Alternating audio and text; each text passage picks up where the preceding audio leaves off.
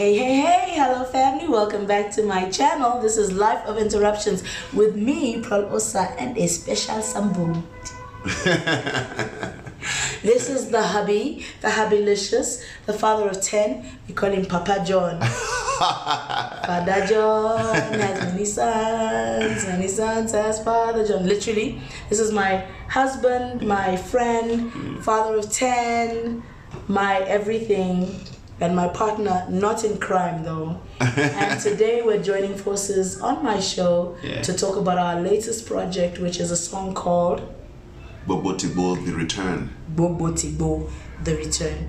I love to really put my jaw into that.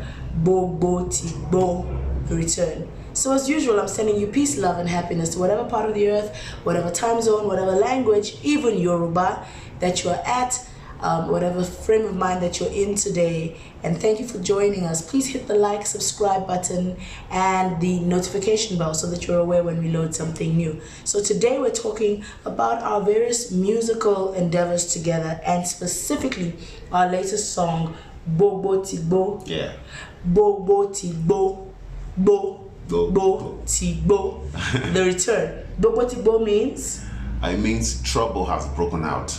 But when we say Gbogbotigbo, we usually mean Yawa don't gas. We usually mean Igbe don't happen. We usually mean Jungle don't mature. That's the various way we say back in Nigeria. When we say Gbogbotigbo means there's trouble in the land.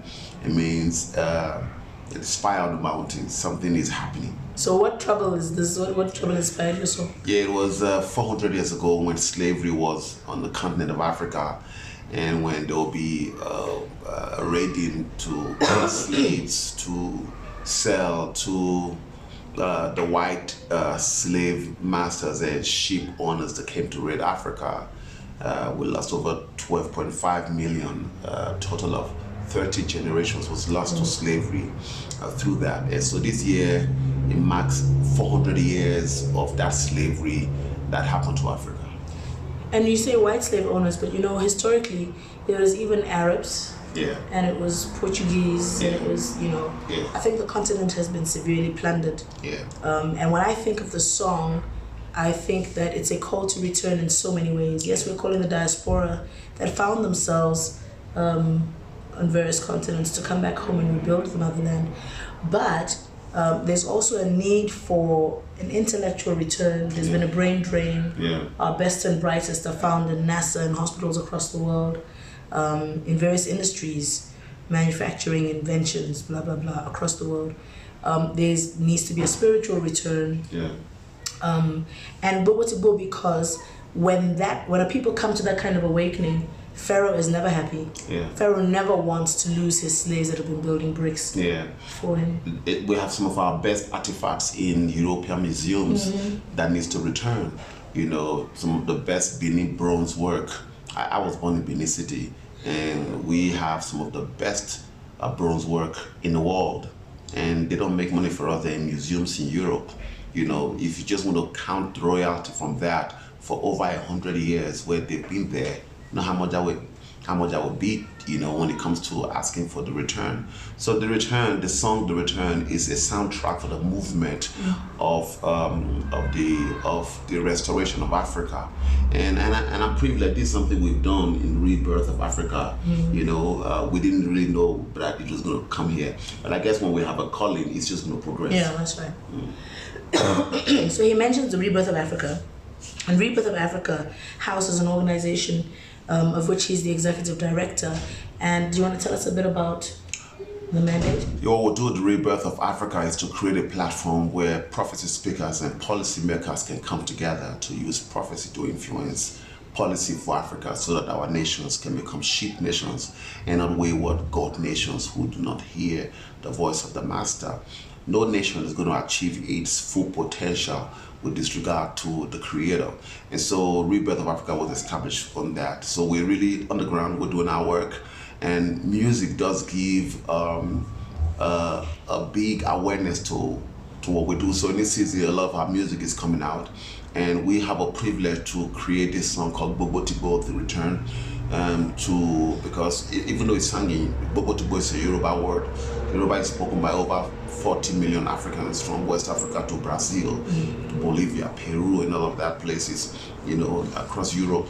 So we're hoping that Gbogbotigbo can bring a sense of awareness, a sense of responsibility, that there are things that belong to us that we must ask that we return to.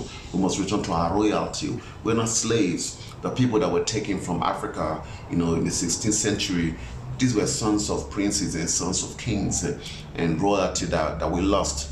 Well, no matter what it was at that time, we have to turn our lemon to lemonade now. And we have to, move on from there and make sure we really get to return.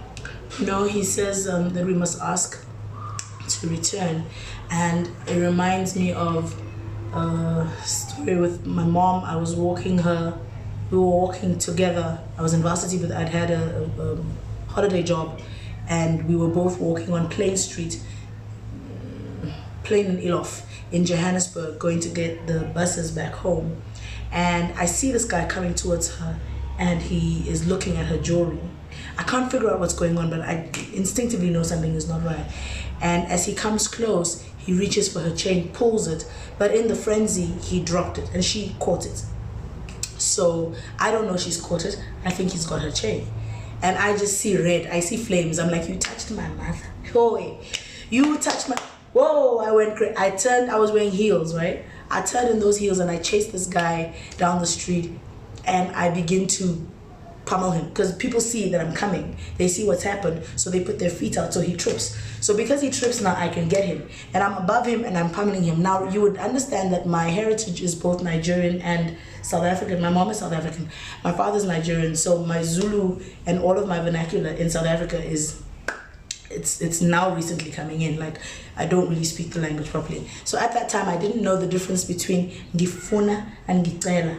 I'm asking please and I want. So I'm supposed to be demanding my chain. I want my chain, I want my chain. And I'm beating this thief down. And I'm shouting, ngicela chain yami, which means please, please, please, in the most polite terms, give me back. A thief. Give me back my chain. I'm not trying to raise any woke kind of discussions, but I laugh at the point where he says, we're asking, I don't know if I heard you right, you said we need to ask for, and I'm thinking, there's people who've just been disadvantaged, and they're like, I'm not asking for nothing. At this point, I'm not asking. Demanding. I'm demanding I'm not saying it. Excuse me guys, my voice is still, but we're coming. So yeah, and that's, I think, the dilemma we find ourselves in, even as believers, where we are, we're coming from a point of reconciliation, forgiveness, etc. But we cannot have a narrative that denies that there was injustices done. Yes. And they were done brutally, and they were not done fairly. Yeah. And while I don't want to hold to account someone today who was not a partaker of those injustices, in the same breath, repatriations must happen, things must be done correctly. Yeah. And we must just be paid back. And I think we need to go back with 400 years worth wages. Of wages. Yeah. Even God is a God of justice. And Israel had 400 years of wages paid in one night of the Exodus. Yeah. It's a season that as we go through our Exodus, they will be paid, because God is a God of justice, and He knows how to make people who've been oppressed be paid back, because God is always on the side of the oppressed. And we've got about 300 million Africans in diaspora, not talking about the ones who migrated, willingly. We're talking about in Barbados, we're talking about in Jamaica, we're talking about African Americans. We've got about 300 million, and it's a season where we give them the recognition that they deserve, and make sure that the African Union give them a continental access, a citizenship, a continental passport that can allow them to just get on the plane and hop to the motherland, go to a place where they want to be, contribute and make, come back home, touch the soil and say, this is where I really originally come from on the earth. And also, I want to give back. The Jews built the modern day Israel. Jews that were in exiles, that were in Europe, in different part of the world. So Africans in different part of the world, they must have a connection to the motherland to say, you know what, I want to give back and be a part of that, because the conversation is not complete if they have the conversation about a 400-year slavery there, while we're having it here, there must be a bridge where we're able to come together and hold that conversation. Deep talk. So let's move to something light. Akido. Gbogbotigbo. So yeah, it's the reasoning behind the song is very deep, and I think it's important that we don't just do things on the dance floor without engaging our brain. So you see the thought behind the song, and I think you've been very gifted in writing beautiful songs, and we've done a lot. Well, not a lot. Of the 100 and something songs that you've done, I've been privileged, written, some produced. Yeah, many produced. I've been privileged to come on this journey with you towards the more recent time, and even collaborate in some of the songs. So we have songs like Love is Good, I Do, which is the most, I think I Do is my Love is What It Is, and I Do are my favorite love songs for you, because how I wrote, especially I Do, especially Love Is What It Is. I had gone out to get a plantain to make you breakfast. And while I was on my way back, there was a lady that was trying to impress me.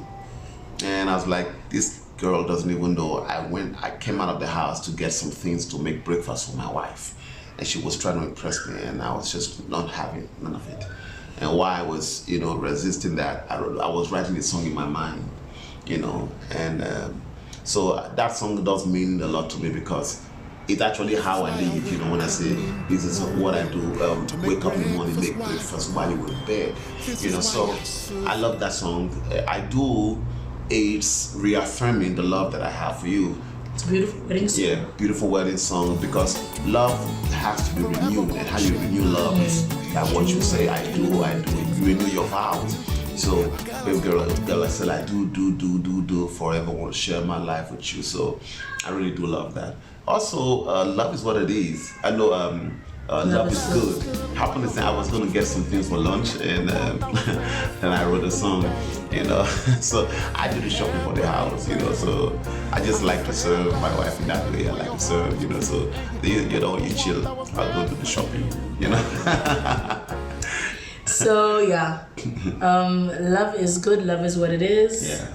I Do more recently, and then Gbogbotigbo. And the way he just comes up with these songs in the house, like he'll just bump into you in the corridor and be like, listen to this, and start singing. So I remember with I Do, when I heard it, I tripped. And Gbogbotigbo also, I fell in love just at the chorus, and I was really glad that he could write a part for me into the song. When you hear the progression of the instruments, and we just want to give a shout out to Ralph Alkali, the producer of the Mostest.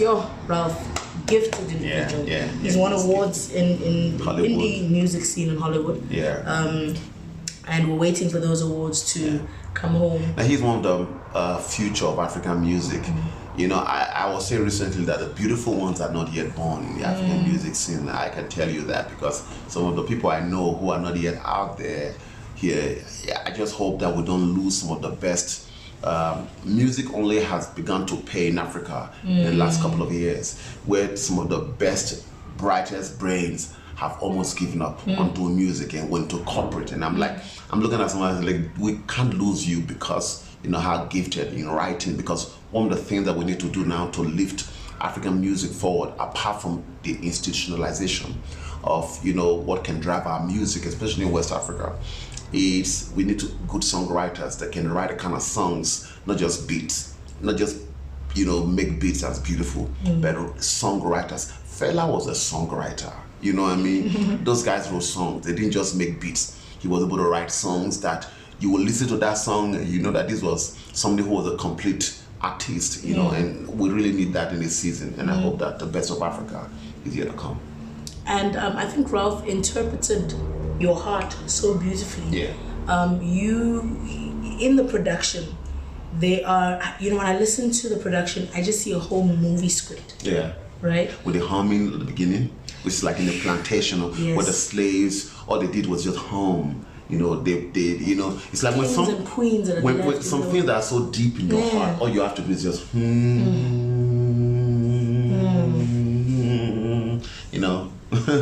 The pain without words. So that was beautiful. Words, and his arrangement of the various instruments, for me, painted pictures of love stories that were broken. Yeah. You know, like I just picture a guy who told his bride, meet me by the river, you know, and there she is sitting by the river waiting, and she doesn't know he's been abducted and he's gone. Yeah.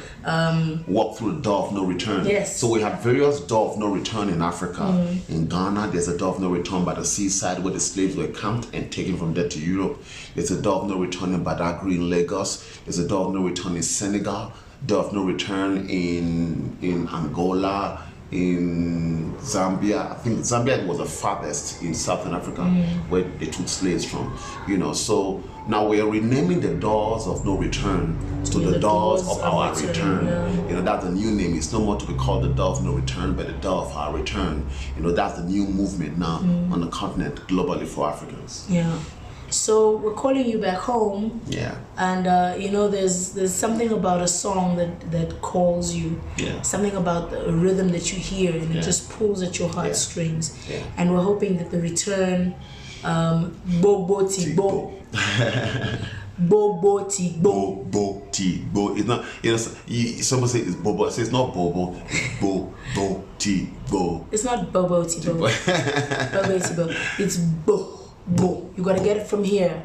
Means trouble on the mountain. Trouble. And even though today we're talking about people coming back, it's still trouble because it's gonna disrupt. It's gonna disrupt. Yes. It's gonna disrupt economies. Yeah. That's it. Yeah. There's gonna be a disruption. Yeah. But you know what? Sometimes you need to break to make. Yeah. And so we're calling our brothers home. And even if you can't get on the plane right now, and we understand all of the intricacies and the nuances in uprooting your life all over again and starting in a new place, getting acclimatized to a new culture, new food, new weather. In the meantime, we invite you to meet with us on the dance floor. We might talk so seriously, but the song is such a light, fun, beautiful song. It's a dance hit. We expect it to make waves on the dance floors across Europe and America, and the various places where our brothers still remain, and even here in Africa. You know, it even is a struggle song within the continent, because it moves into saying, "Let my people go." And there's so many of us who've been entrapped still by poor leadership, political thuggery. Across Africa. I was trying to be euphemistic. You know, let my people Political go. thuggery. Okay? I was saying poor leadership. But yeah, you know, so this is a song for everyone, everywhere. Please download, stream, share. It's available on all online platforms. From YouTube here, and the link is in the description box below, to Spotify, to iTunes, Google Play is now YouTube Music. Yes. Amazon, Amazon, Deezer, iHeartRadio, everywhere. Please look for the song and play it in your cars, at the club, in the house, everywhere. It's called Gbogbotigbo, The Return, John Osa, featuring Mrs. Osa. She's an awesome singer, and I'm glad that, you know, we got married and that, you know, I was able to pull her back into music, because she would have been a gift I would have lost to music, because she was just, you know, corporate letter. I have no problem about that. You can do corporate, but some of your gifts must just not die because you're corporate. You know what I mean? You know, so I'm glad that she's back now. You know, when he says back, when I was in varsity, well, I've always sang, always sung. Sorry, I've always sung and written songs when I was like 6, right? And graduated into writing pages and pages of poetry. I stopped writing songs once I hit my teens, but I wrote a lot of poetry, but I kept on singing. I would sing and my mom would come out and say, "Who is that crying and making noise?" Because, you know, your typical African mom, she wanted me to focus on being of some profession that made sense. You know, if you were not a lawyer or a doctor or an engineer, you were making noise. And so she never wanted to encourage if I'd be drawing into the midnight hours and doing my art, she'd be like, "Don't you have books to read?" She was always putting me back into that. So you get the sense that, you know, this doesn't really matter. And can I tell you something? I think I've told you before. Had I known when we met that you were into music, I was not going to marry you. Yeah, you told me that before. And can you imagine that? You know, she just want to make up her mind. Okay, your music, I have nothing to do with you. Because I grew up being told music. You're making noise. Music doesn't pay the bills, like he says. Music has not begun to pay in Africa up until recently. Yeah. You know, it was just the poor man's escape. Just you like cry, soccer. sing yourself in your sorrows. Yeah, just like soccer. I mean, when soccer the tide began to turn in soccer in Nigeria in 1985, when our boys won the first under 17 World Cup, you know, in, I think it was South Korea. And they were given houses by government, made promises of houses, and they were given 50,000 naira, 1985, when you could buy a ticket to Europe for 500 naira, and you were being given 50,000. Parents were suddenly... that was when the tide began to turn about playing soccer in Nigeria, and over the years it grew. Now people are buying soccer balls for their 3-5 months old children. Say, this ball, you go play them. You go, this ball, you go choose. Your choices are only between Barcelona and Man U. You go, you have choices, but it's clubs. It's not in profession. This ball, I was visiting Paul Bassi. That was a long time ago. Paul Bassi is one of the big names in Nigeria. He's a member of CAF. You know, I was visiting him because I wrote a theme song for Nigeria in one of the competitions. And he says to me, he has this little toddler who was less than 5. And Paul Bassi had the football. He said, "Is it that boy you played?" I'm telling you. I remember. I hope that the boy played for football. Lord. So, I mean, that was a man who was established in his career, you know, a very veteran journalist in Nigeria. And he's telling his son, this boy, you're going to play. I think we need to look amongst the 9. Yeah, and see who is the soccer player. Yeah. And buy him a ball and say, hey, this ball. And all of a sudden I have to start watching sport because, you know, I don't like... I've always liked soccer because I played soccer on the streets and wanted to play soccer professionally. But there are many things I wanted to be that the hands of destiny just pulled me back and said, no, not that way, this way. Including music, so you took that for a while. 15 years I stopped music because of, you know, I was called to say, put it aside and go do this. And I knew I had to obey. One word God told me, he said, if you put your life on hold for me, I'll put the world on hold for you. So I knew that if I obey him, he could make the sun stand still. So I put my life on hold, so he'll put the world on hold for me. 15 years, guys. So this is like wine that has been sitting and getting better with time. I urge you to go and just check out Jonathan Music on all of these platforms and see what a 15-year wait could bring out in terms of songwriting and production. Some of the people you started with have since retired. In acting, in Nollywood. I mean, the people I started music with, they've come and gone, and I'm just starting.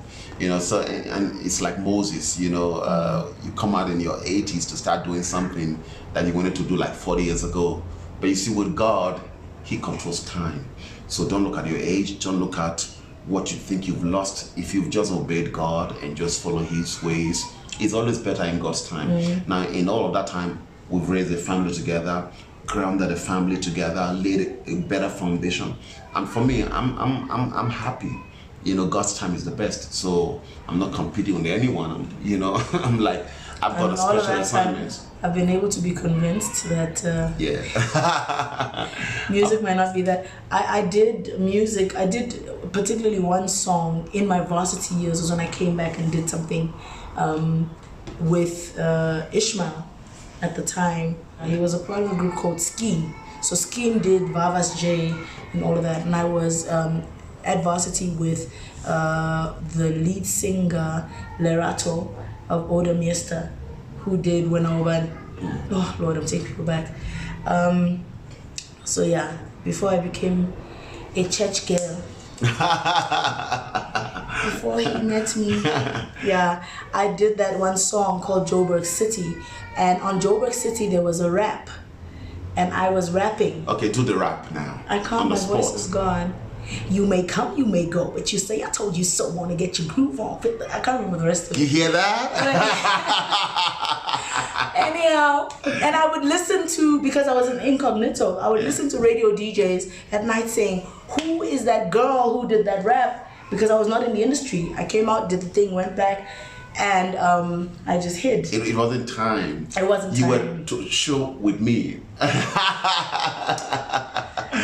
I was to do it with him. Yeah. So, yes, here I am in music with children and taking a different turn, letting my children know that whatever it is God has called you to do. If it's creative, fine. Our first plays drums at church. Yeah.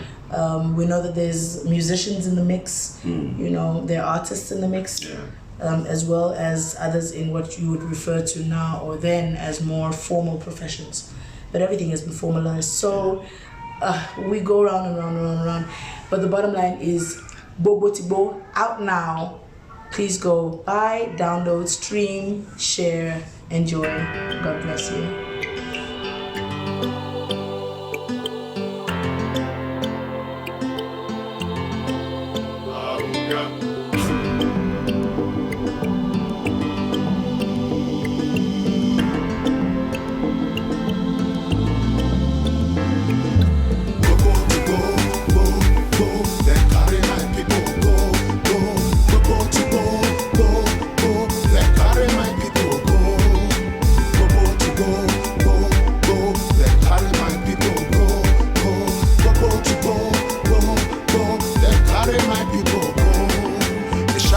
Buffalo soldiers making strides in the diaspora. I salute the African soldiers. 400 years, no retreat, no surrender. They took you from the land of Africa with chains of pain. They committed murder. Call your names, threw you to the fire, but I could never stop your desire. You were born to be great leaders. Many rivers can't put off your fire. Now it's time to show your power. Africa, rise, this is your hour.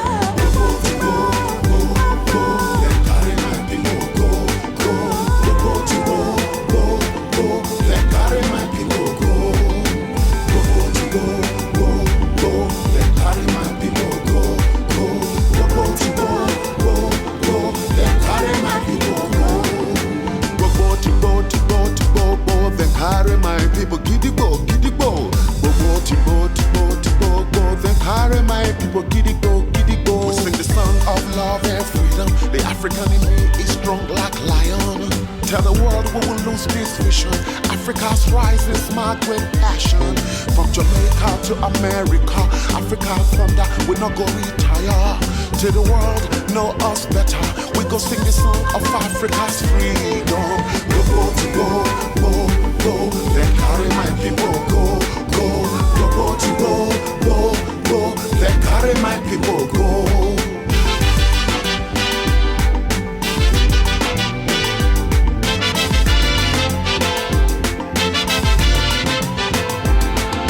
then carry my people, go, go, then carry my people, go. Go, then carry my people, go, go, then carry my people, go. Go, then carry my people, go, go, let my people go.